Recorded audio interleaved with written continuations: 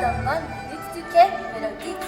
Veuillez faire attention aux marches. Soyez prudents et bon voyage. Ladies and gentlemen, the Orient Express will depart from platform 10 in 20 minutes. Please watch your step and have a safe trip.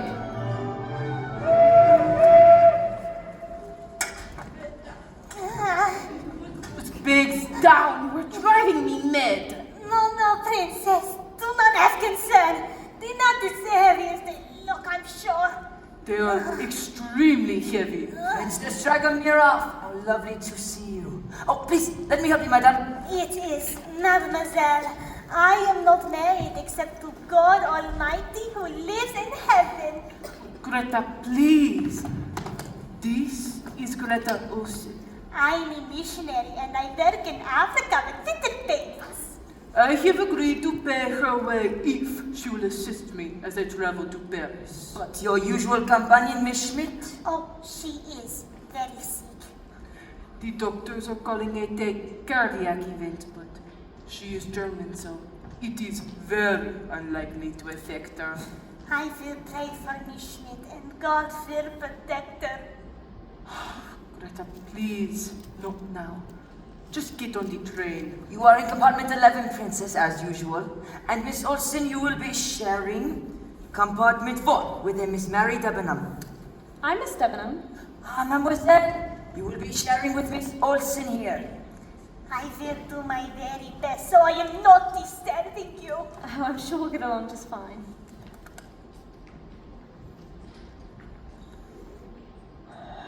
Hector! Here, sir. I'm right here. Is the luggage on board? Yes, sir. It is. And I checked this morning for any mail that might have come in overnight, and this came in. Apparently, it's another one of those threatening letters you've been getting.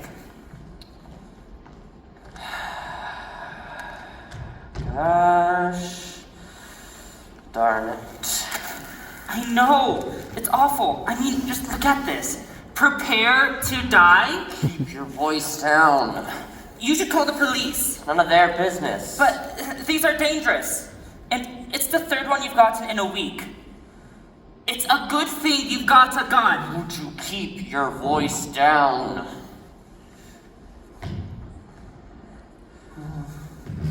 Excuse me, could you take me to compartment number 7? Number 7, monsieur. I believe there must be some mistake. Oh, let us hope not. I must get to London by the end of the week. My name is Hercule Poirot. Monsieur Hercule Poirot, the detective. That is what I said. Well, what do you know? Hercule Poirot. I've heard of you. You're famous. Ah, merci, monsieur. Name's Ratchet. Samuel Ratchet, import-export. And I have some business for you. Oh, I'm afraid I'm on vacation, monsieur. Oh, you'll change your mind when you hear the price. Eh? Monsieur Ratchet, you are in compartment 2. I know where I'm going, thank you. We'll discuss inside. All aboard! Monsieur Poirot and Lors, you have beat me to the gate. You have met Michel? He is from Paris, and he is the best conductor in the entire company. Si, monsieur, but your friend here says that he has number 7. I'm afraid it is taken. Indeed, the entire first-class coach is full. That is incredible. I know, monsieur. All the world likes to travel tonight. You will put him in the number 1. It is my personal compartment. I will find something in one of the other cars. But, mon ami, I cannot take your bed. I insist. It is done. Michelle, you will make the arrangements. I mean your debt. Now, tell me, have all the passengers checked in? Oh, not yet. We are still waiting for a Mrs. Hubbard and the Count and Countess Andreni. I heard that the Countess Adreni is one of the great beauties in Europe. She is Hungarian, I believe. A commoner became a doctor, and when she married the Count, she became royalty. I see her coming. Countess Elena Adreni, welcome. I am Constantine Book of the Orient Express. I am delighted to see you.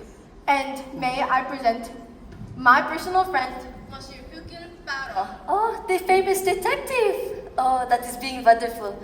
I've read about you in the papers, monsieur, and I admire you greatly. Na grond gedvrech. Esas igazság. Na grond olvindek. You speak Hungarian beautifully. Not as well as you speak English. May I help you with your bag, madam? Oh, no, it is nothing at all. Monsieur Poirot, I look forward to hearing about your wonderful adventures. And I look forward to telling you all about them. Mwah. Apartment 12, Countess. I think you are in love, my friend. I will not discount this possibility. Is this that Orient Express I keep hearing about? It doesn't look that impressive, at least not from here. You are Mrs. Hubbard? Mrs. Helen Caroline Peabody Wolfson Van Pelt Hubbard, if you please, from the beautiful garden state of Minnesota. Mr. Peabody, my first husband, was a very good soul, but the poor man had no talent for longevity. And I shouldn't say poor because he did very nicely for himself, thank you very much.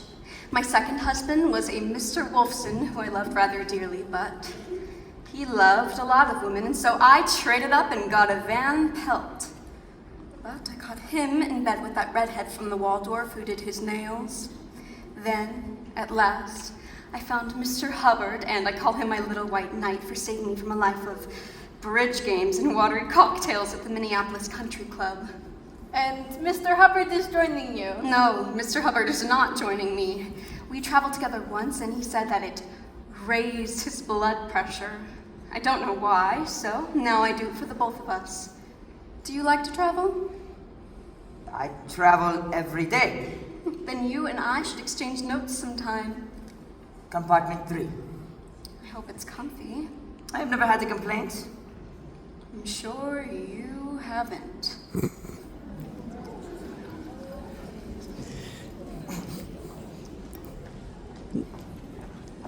She's quite the character. They are all characters. If I was Bozak, I would write a novel about them. And just think, for 3 days' time, these passengers will be eating and sleeping together under one roof. And then, at the end, they part, never to see each other again. Unless Unless what? an accident happens or something fatal occurs. Monsieur Poirot, why do you say such a thing? Pardon, it is my profession. There is tension among these passengers of yours, and one of them does not fit in. It makes me suspicious. Monsieur, please, no more business. You must now succumb to nothing but pleasure, and you prepare yourself to board the pride of the company wagonlet as you take the journey of your entire life.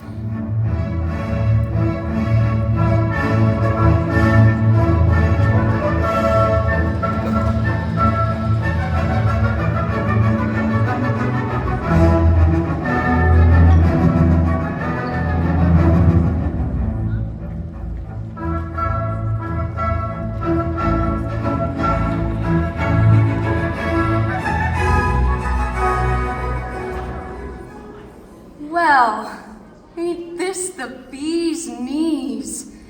Maybe I'll just move in for good. Right this way and watch your step. Holy cow, is it snowing out there? Oh, we get a lot of it this time of year, I'm afraid. Last year we got stuck in the snow for 7 days. 7 days? Was there liquor on board? There is always plenty. Well, now I can breathe again. Don't get me wrong, I also eat solid food as long as it's cooked in bourbon. As they say in the movies, lead on, McDuff.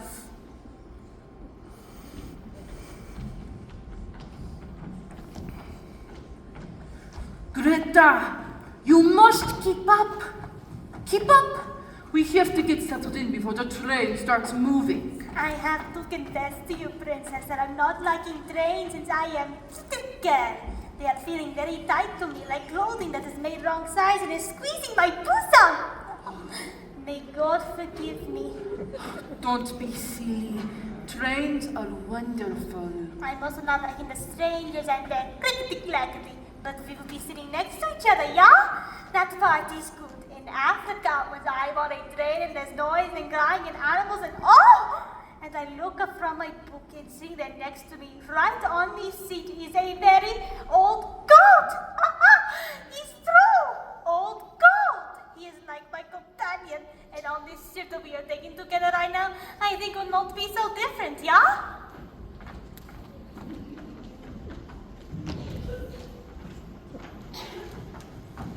Mr. Perot, slow up now. I'd like to discuss that proposition I mentioned earlier. Oh, no, I'm afraid it is not a good time. Oh, sure it is. Oh. Sit down. I'll be quick, I promise. I'm afraid it is not a good time. I said, sit down. Bien, proceed.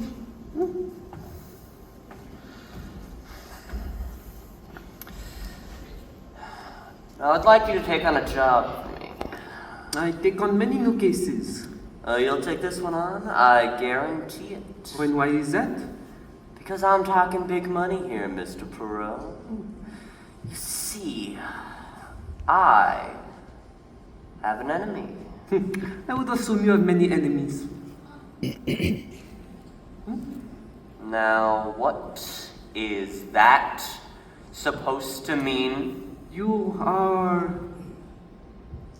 successful, huh? N'est-ce pas? Successful people have many enemies. Right. That's exactly. You see, I've been getting some threatening letters lately, and I want an extra pair of eyes to do some snooping around. And that's what you do, right? Snooping? Of course, I can take care of myself, but I'll pay you $5,000. How's that sound? No. All right. 10. For a few days' work. I'm not for sale, monsieur. I've been very fortunate in my profession, and now I only take on cases as interest me. And frankly, you do not interest me. You want me to grovel? Is that it? I want nothing, monsieur, except to leave.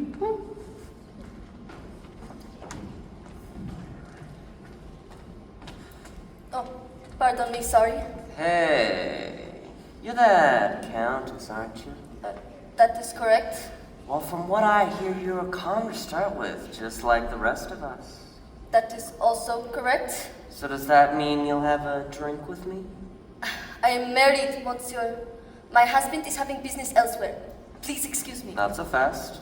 Move out of the way, please. No need to get all high and mighty about it. If you do not move this second, I will scream. Just wait a minute. You said you're unattached at the moment. And we're on a train. So who the hell is gonna know what happens in some private room and some 2-bit pizza? Stay away from me! Oh, Mr. Ratchet, I've been looking for you. I put your wine next to your bed, and I was wondering if you don't need anything else tonight. Shut up, Hector. Just shut up. My friends, I hope that we are all settling in all right, enjoying ourselves. It will not be long now until as long as all the journey begins, and wish you good luck.